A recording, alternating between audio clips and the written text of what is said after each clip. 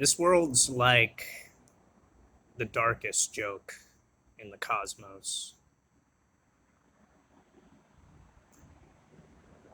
Out of all the numerous galaxies and systems swirling around, we exist upon this one little ball of rock that essentially produces biology and guarantees, through its very being, it has the capacity to sustain um, basically a thriving ecosystem and ecology of multiple different species in an interconnected web that facilitates that it continues to grow and nurture and balance itself out. It's a system that isn't really rooted in our moral understandings and underpinnings so much as it is this kind of play of creation and cycles and repetitions of what I wouldn't call destruction necessarily, in the sense that we know it. We see it as a calamitous thing to be feared, but more like decay and decomposition, as in it's a natural cycle for things to kind of feed on one another to keep sustained and propagating. Think like Lion King, you know? Even the predators die and inevitably they deteriorate into the elements, and from that the grass grows, and the very things that they feed on sustain themselves off the grass and propagate again. Um, and on this planet, we as the species that we are these like cosmic, metaphysical, monkey, elf, jester things. Um, these beings that are halfway between borderline angelic and borderline demonic. This very nature that we are. Um, you know, this humbling, oftentimes like beautiful external surface, and this internal world that's just a cacophonous mix of all kinds of different relations, some good, some bad. We're such a, you know, juxtaposing species in ourselves because we can't characteristically be defined by one quality or another. And at the same time, how much of this world is about just characterizing and categorizing people in the most mundane and borderline, systematic way. You're like born into this capacity and this ability to, use your mind for creativity and all these things, and a predominant majority of your life is spent living as a fully automated process, like an automaton, a machine, and you're treated as such. And all throughout this expanse of this vast, universe going on, the world that you're living on, has you working in this system that basically treats life as just a game of being cattle.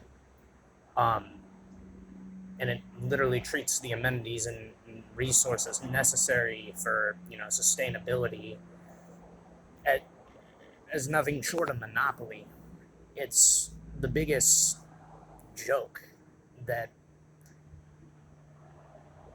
could exist in the universe, and it's a dark existential joke, not rooted and grounded in nihilism, but the fallacy that like this is treated as the world, the only thing in reality by this species that is so grandiose in its own self obsession. It treats itself as the apex and the continuum of everything that exists, and attributes, its attributes to its gods, to human qualities, all the while, I mean, the very fact and the nature that we exist here in the first place, not only being miraculous, but was a product of this universe that's still perpetually growing and expanding and in motion as we speak.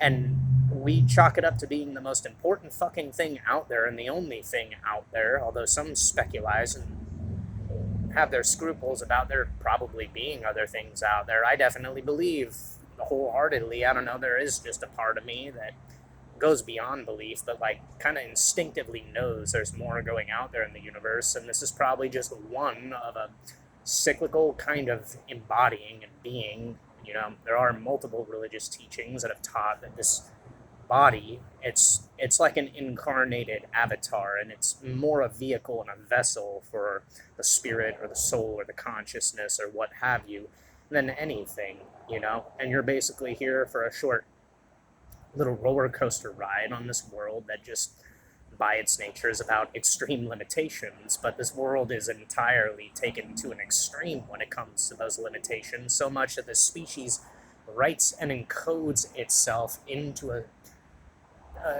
essentially, you know, self-confinement protocol based on an ideological belief that you exist solely to serve a mechanical purpose and function to keep this notion of this game running and operating for an eternity. And I think I saw it in a title, but I agree with this most definitely. The world is basically a reserved resort and casino version of the most heavenly part of hell for like maybe say like 400 to 2,000 specific people.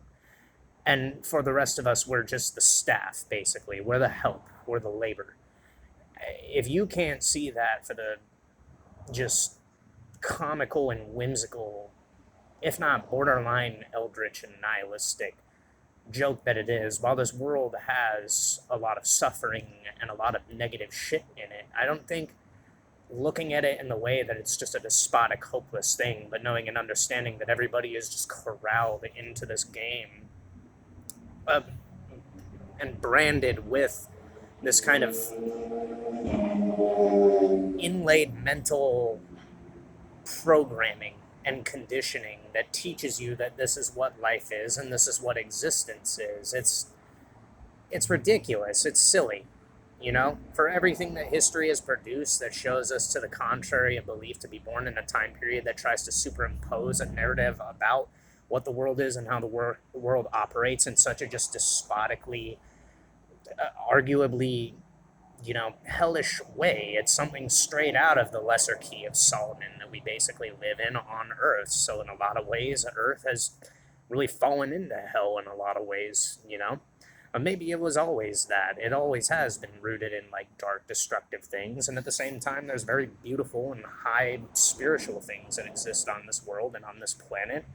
You know, we just ignore that.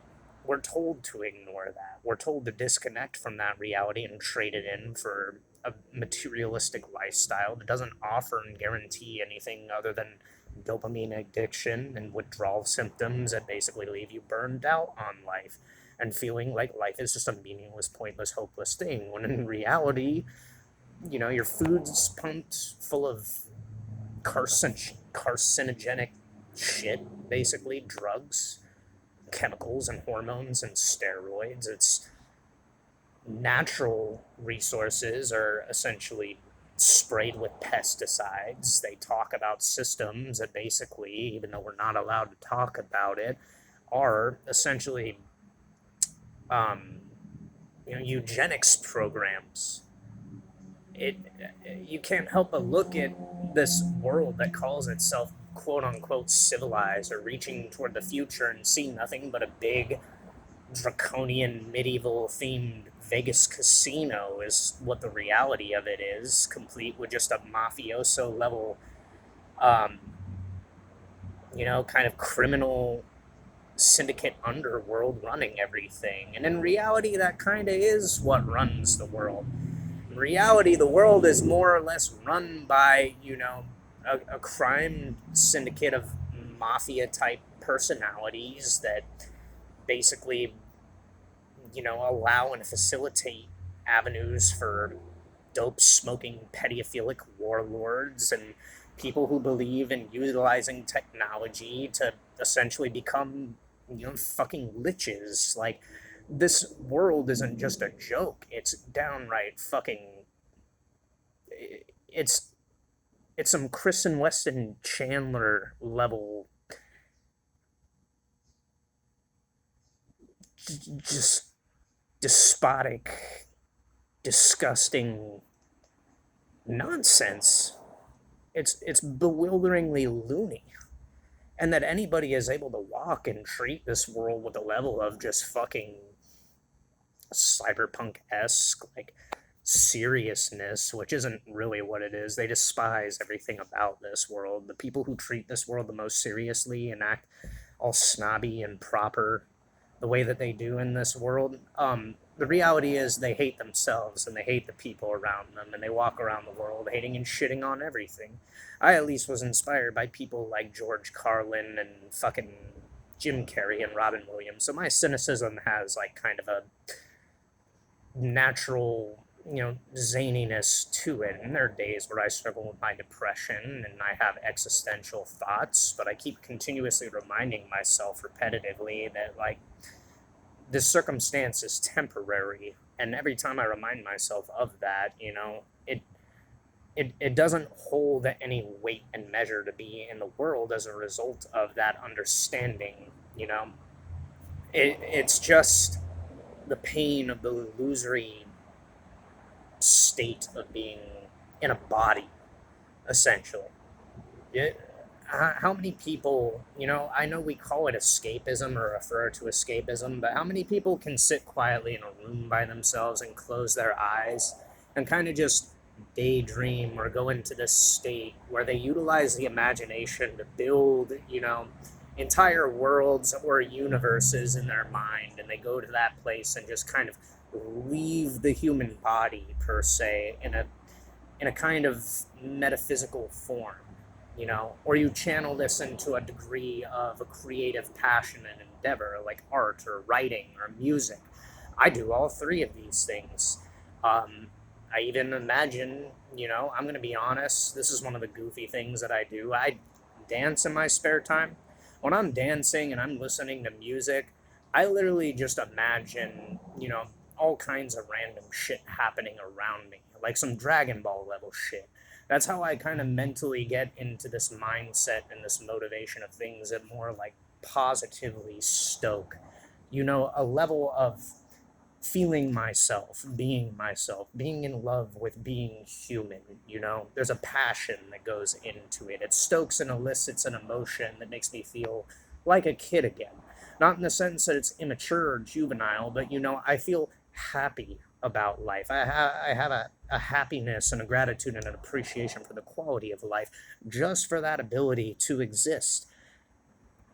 And that's the grand joke, is how many people put their lives and their entire lifetime into this, focusing their attention on a mundane world that essentially has you living in an asylum slash, crypt, essentially. Our world is a living, waking mausoleum with factories installed in it to keep us fucking busily pumping out distractions and mindless fucking entertainment and these little statuesque, products and commodities. Some of them are helpful.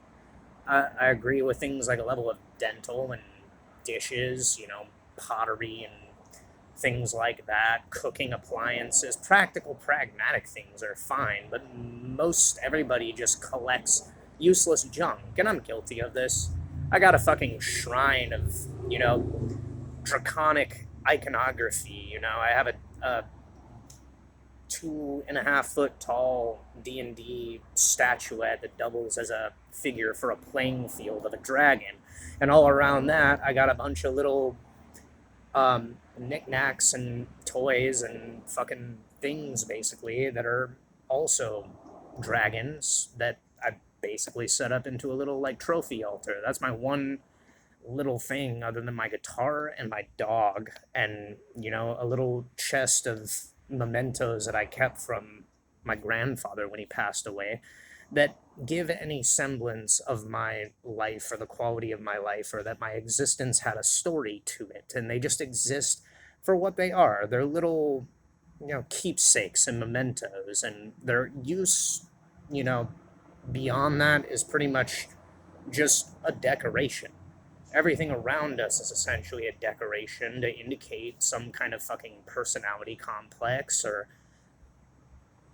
arbitrary status, in this world. And we assign the value to these things as if they're living fucking entities. They're essentially egregores that we collect. It was kind of ironic. You believe that, like, you're, mature to a degree and a level mature as an adult, but how many things do you collect that you personify or anthropomorphize in a way that a child would, in the same way I have like an imaginary friend? You just translated and transmuted it and inserted it over into a thing, whether it be video game characters, like, you know, or collections of DVDs, what have you. You just took the childlike qualities and aspects the world instilled and pumped into you, that creative aspect, and you separated and categorized it, or more or less you were trained to separate and categorize and essentially schism and fragment your creativity and insert it into material objects. I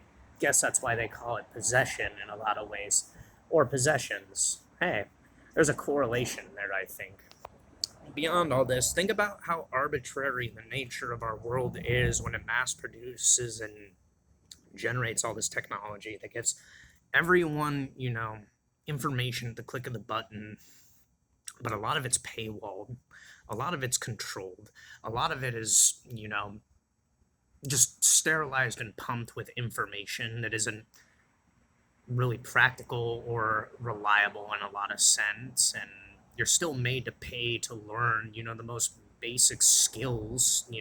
You have to pay for programs or books or things like that to teach you the most practical and pragmatic things on how to exist as, a living organism in this earth. How do you take a species and reverse engineer its learning processes and capacities, for survival in such a degree where you detach them from nature and sell the basic things that they need to exist back to them in a way where, they have to work 10 to 15, 20 years of their adult life away just to possess the commodities necessary to then utilize those skills that are supposed to be practically and pragmatically taught to them near the beginning of their existence, as all history has done.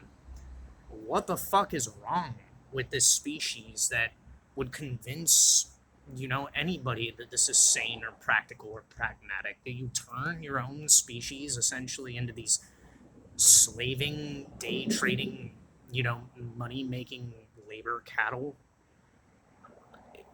Well, the reality is it's greed. It's greed and avarice. You have a world of abundance, and maybe that's the real symbol of Earth's duality. You have a world that is basically separated by boundaries of light and shadow, or dark and light, life and death, abundance and scarcity. Maybe the reality is the world itself is one of bounty, but bounty that corrupts. Think of the symbolism of dragons. This world had dinosaurs on it. This world had massive, almost mythical reptiles living and existing on it. And we were told that those didn't exist for a period and portion of time until science proved otherwise, ironically. That's kind of fucking weird. Even if they were just biological organisms, it's weird to think that reality churned out, this ancient species of giant reptilian beings that roam this planet. I think they were closer to aliens more than anything. When you really think about it, it's kind of bewildering, and that we don't see ourselves as something similar to that. We're just very conditioned to how a human looks, but a human is a weird fucking creature. But think about it for a second. The apex species that was first produced and most successful on this planet to rise from the oceans were these giant, like, mythical reptilian creatures. And the world was a bountiful, plentiful place where they existed for a prolonged period of time. And even in that situation and circumstance, nature produced predatory behavior and creatures that, rivaled and combated one another, hunted one another, ripped the fucking shit out of one another for food, and sometimes even, the science is showing, like, cannibalize their own species. A bountiful planet created a species that still ended up fucking feeding on itself in a very, what we would call, just hostile and cruel way, at least how we would perceive it. Mainly because our survival instincts around anything of that nature would kick into fucking high gear, and our adrenaline would terrify us of such a thing. Even weirder to the degree that we, do things like war, facilitate war that causes like post-traumatic stress in us. We're a species that's kind of psionically traumatized by its own biology, that we would even conceptualize obliterating one another the way that we do. But you have this species, and on a bountiful planet, it still cannibalizes itself. That ironic symbolism in, like, existing in biology, existing in nature, for as dark as we perceive it to be, as dark as that is, I think that roots more in the nature of Earth than anything, making sense of it. It's not a world of abundance and scarcity. It's a world of bounty so plentiful that it causes the species on it to go mad with an instinct that drives them to hoard and amass and dominate one another and feed on life itself. Our world is far more eldritch than anything, and the circumstances throughout history and all the things that we as a species alone have done to one another show me that this species is anything but advanced. It's backwater. It's fucking scary. A lot of the things that we conceptualize and do to one another, we are still very Promethean as a species, There are these rare pockets of people that exist on this planet that do beautiful, wonderful things, and they're eccentric and weird at times, yes, but there are a lot of people who go about their lives predominantly peacefully, and they live and coincide and cohabitate in a way where they make their lives about that, and that's a beautiful quality. That links to some kind of higher will or higher force kind of guiding all of this, to have the capacity and the ability to, like, balance yourself in such a delicate manner and demeanor where you bring peace and prosperity into a world that is otherwise just driven to madness by greed and avarice and jealousy, hatred, condemnation, persecution, this vain desire to be, on top of everything in a world where everything is fundamentally on a level playing field and really demands no fucking conflict.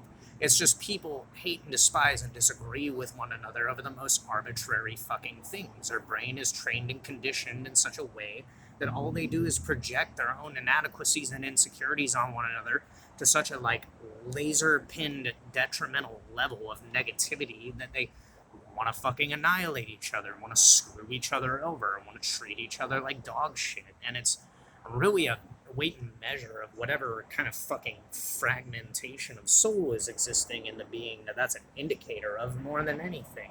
It's not just the attitude and behavior of a personality complex that somebody is demonstrating. It's something just rotten inside, really, when you get down to it, when you observe it for what it is.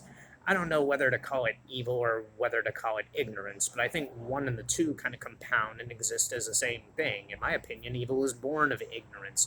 You have to be pretty fucking deluded and unaware of the nature of the world around you to treat people shitty, knowing how difficult it is to exist on this planet. You have to be even more so, ignorant to the world around you and ignorant of your own nature to have the capacity to treat people like dog shit. It shows a degree and a level of juvenileness to your development where you didn't go through a certain stage or a precipice of challenges and trials in your life that humbled you. You basically never got sucker punched in the face or kicked in the balls, is what I'm saying. Or had your dreams torn away or stomped on to a degree and level where you were completely fucking hopeless up the river without a paddle and had to reconfigure and reconstruct yourself from bedrock, ground, how to crawl your way out of hell. You know? They say a very funny thing on this world that I admire and respect. Religion is for people that want to avoid hell. Spirituality is for people that have already been to hell. I agree with that wholeheartedly. To such a degree that I really believe and kind of have come to the acceptance that this world, more than anything, is kind of like a metaphysical limbo in matter. It seems to me more or less that Earth is a place where heaven and hell touch and meet in the middle. To what degree and balance it is, well, it's perfectly imperfect. I don't think you can root it or chalk it into a numerical percentile. It's kind of like a cyclical, calendrical clockwork of biology at play and a lot of different factors of the world at play. It's like a swirling cauldron of magic bubbling and brewing and producing different circumstances throughout what we call history or time that's observable in the phenomenal world that we're a part of. It's very fascinating and disturbing in a lot of ways. I think at some point, one point or another, you just become savvy or mad or maybe just at peace with the reality that this is a temporary finite experience, or maybe it's a combination of the three. You can call it the trinity of, delirium, if you don't believe that that might be, related and associated with a trinity of higher things. But I think it all produces the same effect. You just kind of become a wacky little wizard or sorcerer, or what have you, or, saint, sage, spiritual devotee, a monk, any of these things. At some point, you begin to observe and catch on to the game of the phenomenal plane. You learn Earth's history, or you learn a level and degree of things that basically get you to observe it for what it is, and you're stood back in your own body, struck with a feeling of awe and reverence and inspiration, and at the same time, morbid paralysis and an inability to produce words for how absolutely existential and terrifying this world is.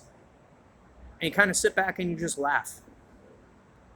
You laugh because it's like a big wacky ritual or spell.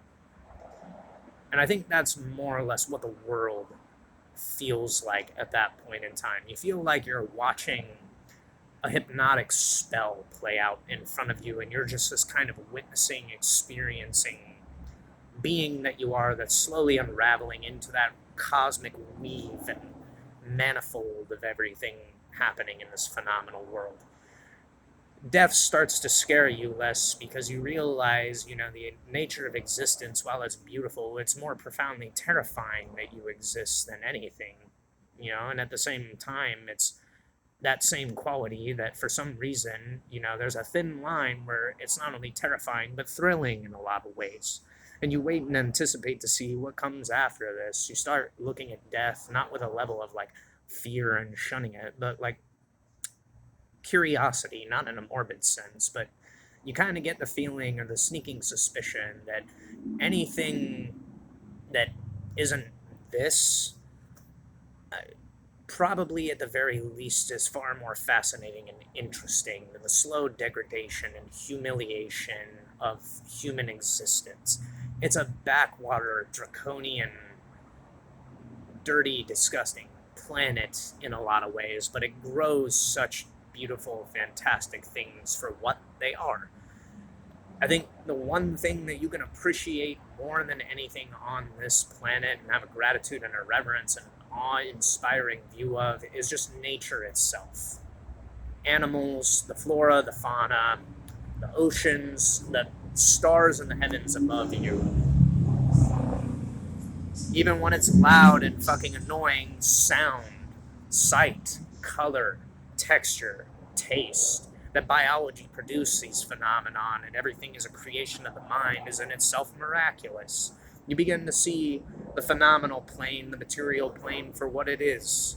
You know, this material world that we've named and labeled Earth, this sphere of influences that we exist on for the little portion and period of time that we do. You begin to just see it for what it is. It's just a passing experience. It's a passing phenomenon in eternity.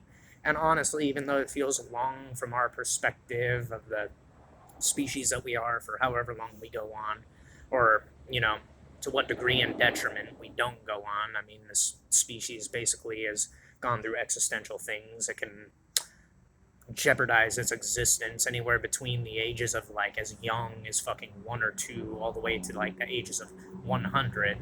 If you're lucky, you're like ordained by some kind of divine higher power. I hear, pray tell, that there's some kind of Methuselah level, you know, ability to live to the ripe age of 300. The oldest person that I've met personally in my life was 112, and I found that very fucking impressive and beautiful that she even got to like reach that age.